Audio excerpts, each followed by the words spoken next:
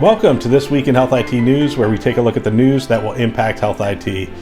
This is another field report where we talk to leaders from health systems on the front lines. My name is Bill Russell, Healthcare CIO Coach and creator of This Week in Health IT, a set of podcasts, videos, and collaboration events dedicated to developing the next generation of health leaders. As you know, we've been producing a lot of shows over the last 3 weeks, and Sirius Healthcare has stepped up to sponsor and support This Week in Health IT. And I want to thank them for giving us the opportunity to capture and share the experience, stories, and wisdom of the industry during this crisis. If your system would like to participate in the field reports, it's really easy. Just shoot me an email at bill@thisweekinhealthit.com. Now, on to today's show. Today's conversation is with Lee Pierce, Healthcare Chief Data Officer, formerly with Intermountain and now with Sirius Healthcare. Good afternoon, Lee, and welcome to the show. Thank you, Bill. Appreciate the opportunity. We are all remote working, and I really do appreciate you spending some time. I know you've been really busy, so let's just get right to it. How are you doing? What kind of things have you been working on? Doing pretty well. It's been an extra busy time. It seems like more work from home has led to the schedule filling up with conference calls and events that we're trying to support our customers with. And so it's been good. My family and is all healthy and have them all here together. And so from a personal perspective, things are going well, enjoying time with the family. But professionally, it's as busy as ever, I'd say. Yeah, it's been interesting to be this connected with my family for this long, because I'm sure, like you, we get called around the country. We fly around a lot. We talk to a lot of people, and I'm not sure I've spent this much dedicated time. But we're going to talk data and analytics. What have you seen? How are data and analytics teams and efforts supporting health systems' response to COVID-19? Yeah, data and analytics teams at particularly provider organizations, they are being thrown into the fire, it seems like, ready or not. It's been interesting that they have, many of the leaders of these data and analytic teams have been pulled into the response teams for COVID-19. Organizations recognizing the importance of good data and good analysis to actually help them in their response. And so I think that's one good thing that I've seen is that health systems really are recognizing this as an opportunity to double down on the value of data and analytics. Even though it's focused right now on the COVID-19 response, teams are having to come together. We have to identify leaders and specifically what decisions they're trying to make and what data can support those decisions.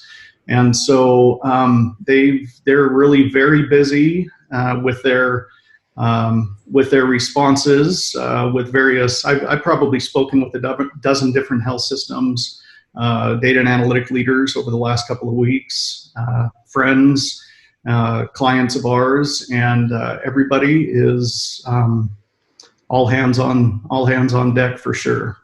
Yeah, what kind of analytics are they being asked for? I assume they're creating dashboards and whatnot, but what specifically are they being asked for? Yeah, what's interesting is I think the dashboards, it's not as much about the dashboards as it is about getting the data into the hands of those that are asking for it. It's not as much about the visualization right now as it is focusing on the data and the accuracy of that data. And so, it's been around a couple of key themes. First and foremost, I would say is the patient identification. Just simply knowing who the patients are, what conditions that they present with, in addition to, identifying them as positive for COVID-19.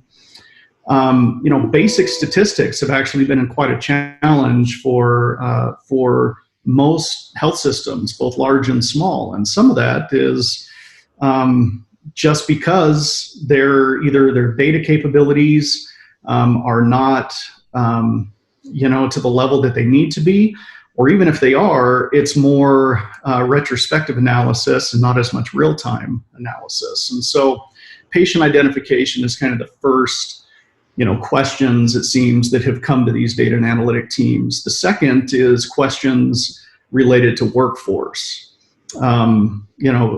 Who's working remotely? How many people at any given time?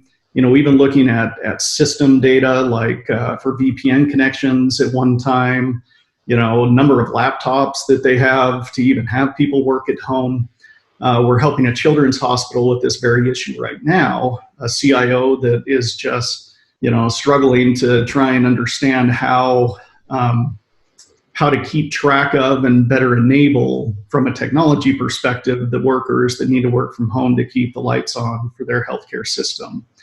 And really requires a lot of, HR data, asset tracking data, system monitoring data. So that's been quite a second theme that I've seen around analytics. Another one is resource utilization, and this is both personnel and equipment. If it be ventilators, we've heard a lot about in the news. Every health system is trying to figure out just the number of ventilators that they have. How many clinical professionals do they have of various kinds? So staffing has been critical. Tying that to hospital census has become really important, and even the personal protective equipment, real-time data around that has become important. ICU bed utilization, of course, we all know those. We've seen those counts of ICU beds and potential patient volumes, but within a given facility, within a given health system, by hospital, having those counts, and then even historically how you've counted them, which beds can actually be modified in a surgical unit to an ICU bed, and so just definitions around all of that have been challenging. Last one I'll mention, Bill, is just then the financial and operational impact. I think that's a whole category of analytics that health systems are being hit with. So, canceling of elective inductions, just knowing what the impact of that is, how many cancellations, being able to forecast, potential impact on how many of those might be rescheduled in the future. Just lots of analytics coming from operations, also analytic requests coming from operations personnel within the health system. So those are some of the categories that I've been seeing requests come from. Which health systems are best able to respond? I assume, so when I became a CIO back in 2011, we had a spaghetti factory of data, right? So, and we had a lot of, we had a lot of connectors going in, and we had really smart SQL, ingestion people, and they were moving the data around and they were massaging the data to make it ready for reports. I would imagine if I was back in that time frame, trying to respond to this would be almost impossible. But we progressed and we did master data management. We did a bunch of other things. We put in some other tools. What have you found? I mean, are there some organizations that are just stifled by the complexity of healthcare data, and while others maybe have prepared somewhat their data environment for this kind of agility? Yeah, it's quite a mix. Those that are best prepared certainly are those that have already invested early on in their data and analytics capabilities.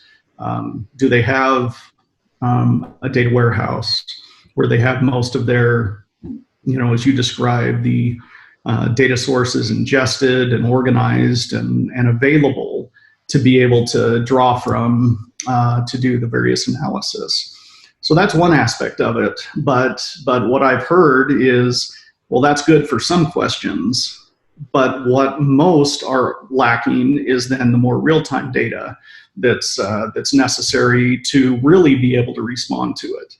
We need to know an hour by hour, census and count of positive COVID-19 patients, of staff currently. So it's more the more timely analytics that has been a challenge, even for those organizations that have done a lot with their retrospective analytic capabilities.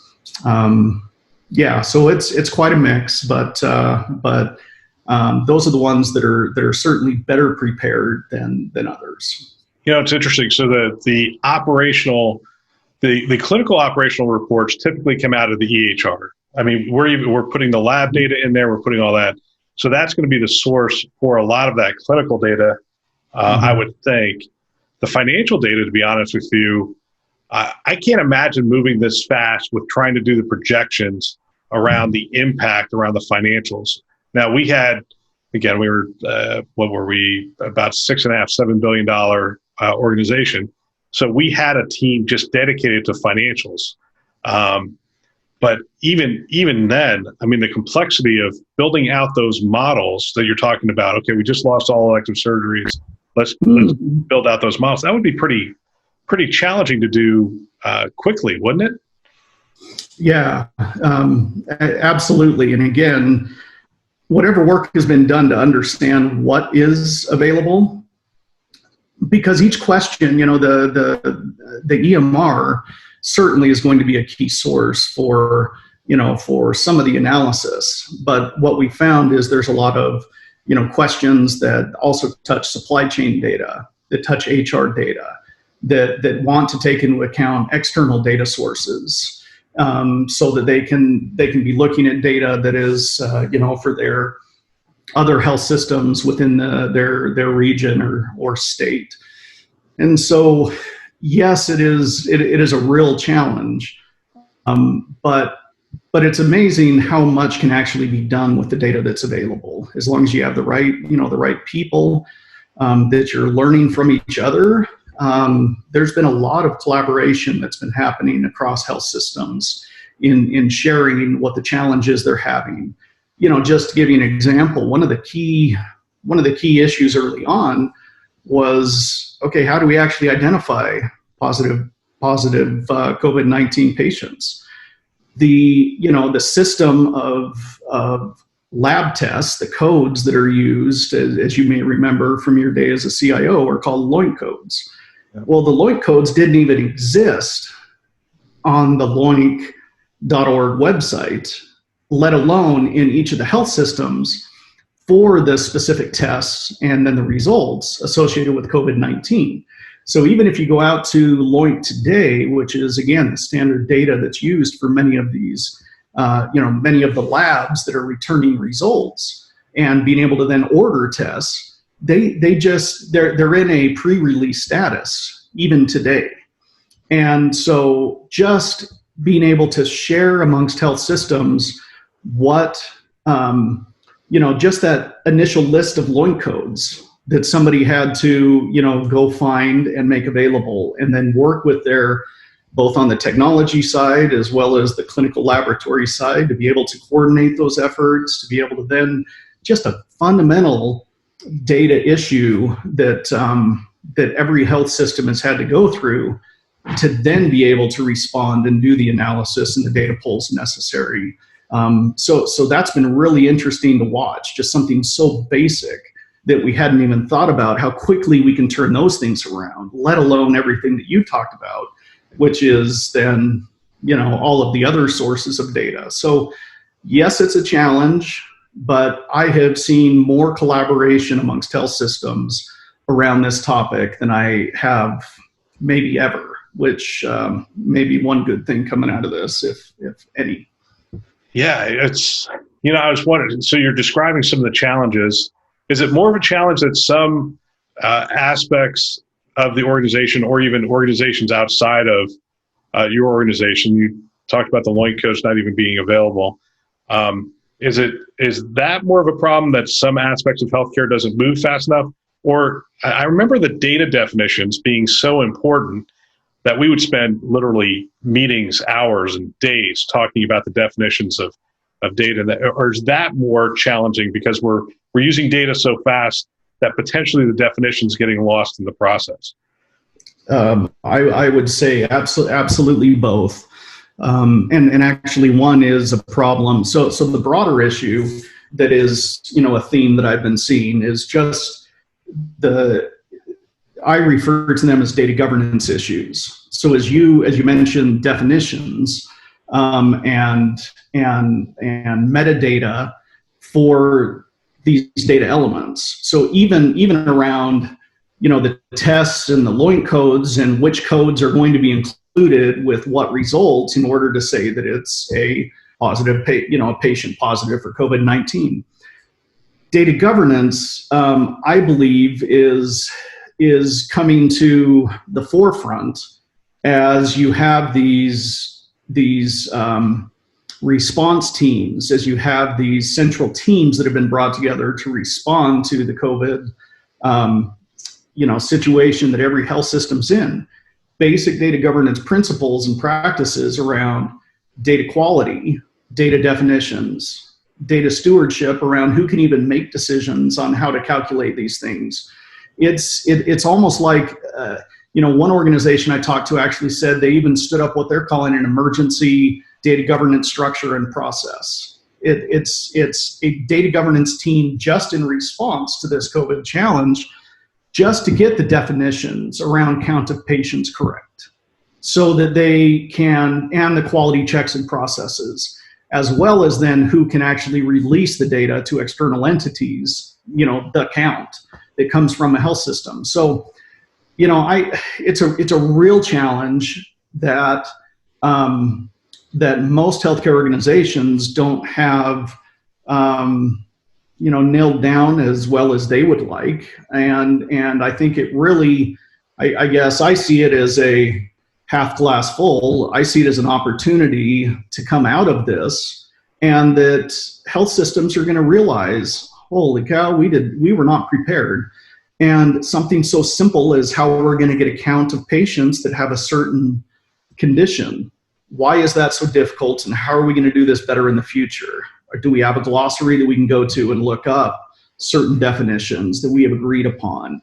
How are we going to agree on data quality checks? All of those kinds of things. So, answer your question, I really think it's both, but you've hit on a topic that I'm very passionate about, which is, data governance, where I roll those, those issues into. It's interesting. You cited a lot of lessons learned there, and that's fantastic. I mean, I think one of the things maybe I didn't really imagine when I was a CIO was we had a data governance process and it moved very slow. And I never imagined it in the time of a pandemic or a crisis where it would have to move at like 10x the speed that it was currently moving. And you talked about that organization standing up an emergency data governance group. And that thought had never really, that's an interesting lesson, or that's an interesting model that they've stood up, because the data is so important. I would assume that organization was like, look, we've got to move. Are there other things that people are doing to move faster? Yeah, good question. I normally send all the questions over ahead of time and give you time to think about it, but we're doing a lot of this stuff on the fly. I'm just curious. I mean, because it is so interesting to me that a lot of the parts of IT have had to move at huge speed increases. Telehealth, obviously, work from home, obviously, and now we're sort of exploring, how does data move faster? How does data governance move faster? So one thing that I've seen from healthcare organizations, in order to really move at the speed that the organization needs in response to COVID-19, is analytics professionals are actually being embedded right within the COVID response teams and command centers. Yeah. So because this is something that we don't understand, there's so much of this virus that we don't understand, and so many factors that are new. You have to be able to ask a question, have almost a first response, a very fast response to provide data back, that having, your analytic professionals actually within those teams becomes really critical. And that allows then immediately the discussions around, okay, well, where are we going to pull this from? How are we going to calculate this? Who are the leaders, that have accountability for these various things? So I've also seen, to speed things up, it's breaking down barriers that naturally exist in health systems, maybe quicker than has happened previously. So there may be barriers to access to data, just fundamentally within a health system, around supply chain data or HR data. Well, this is a shared emergency that we as an organization have to respond to. We need the data.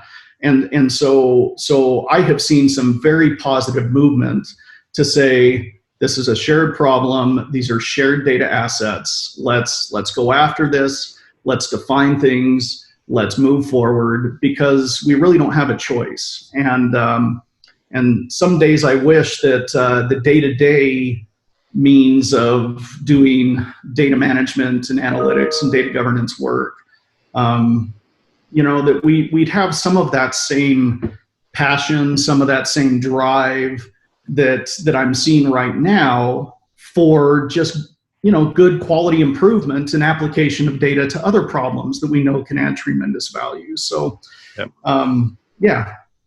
Those are my thoughts on that. You know what, Lee, I already gone over my time. I'll close with this, which I think is maybe an obvious question, but I sort of want to discuss it, which is, do you think this event is going to increase the adoption of data science? Not analytics per se, but data science in healthcare organizations? I think without question, the answer is yes. For the reasons that we have, some that we've talked about. But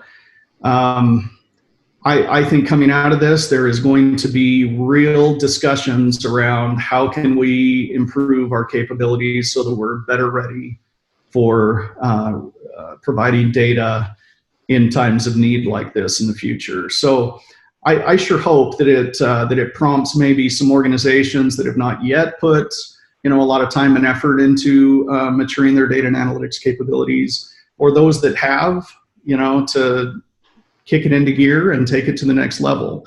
Because data truly is an asset in this situation and fighting this pandemic and helping all of us through it. And we need to be prepared for whatever comes next. Yeah. So I really believe that adoption will increase as a result of this. Well, Lee, thank you very much for taking some time. I appreciate it. I appreciate all the work that you're doing for the various clients that you're working with. Thank you, Bill, for your time. Really appreciate the opportunity to talk to you about some of this. Thanks for all you do. Thanks. Take care. That's all for this show. Special thanks to our channel sponsors, VMware, Starbridge Advisors, Galen Healthcare, HealthLyrics, and ProTalent Advisors for choosing to invest in developing the next generation of health leaders. If you want to support the fastest growing podcast in the health IT space, the best way to do that is to share it with a peer. Send an email, DM, whatever you do. You can also follow us on social media, subscribe to our YouTube channel. There's a lot of different ways you can support us, but sharing it with a peer is the best. Please check back often, as we will be dropping many more shows until we flatten the curve across the country. Thanks for listening. That's all for now.